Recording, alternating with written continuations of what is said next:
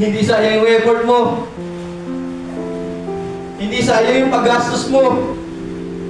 Hindi wala sayang lang mga kapatid sa lahat ng pinagagawa natin para sa Panginoon. Bakit?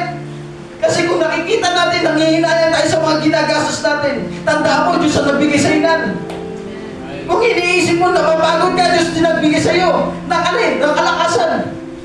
Amen? Kung iniisip mo, napapagod ka, lahat tayo napapagod din. Tao lang tayo. Napapagod tayo, pero mas naiintindihan ka ng Panginoon. Kapag pagod ka, lumalapit ka sa Kanya. Ang Panginoon ang tanging sandigan natin. Ang Panginoon ang tanging kakampi natin.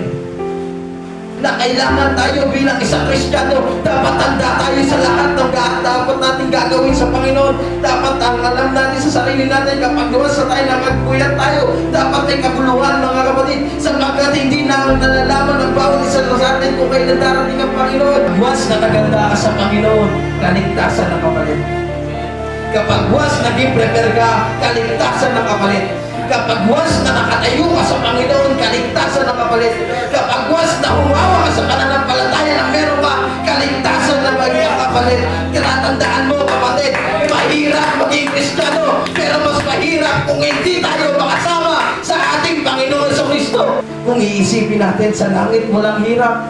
Kung dito, puro tayo trabaho, puro tayo nai-stress, puro tayo nadidepress, puro tayo nahihirapan. Pagdating sa langit, mga kapatid, wala ka nang iisipin hirap, wala ka nang iisipin na alalahanin sa buhay. Tatandaan mo, kapatid, kapag once na nasa langit ka, kapayapaan ang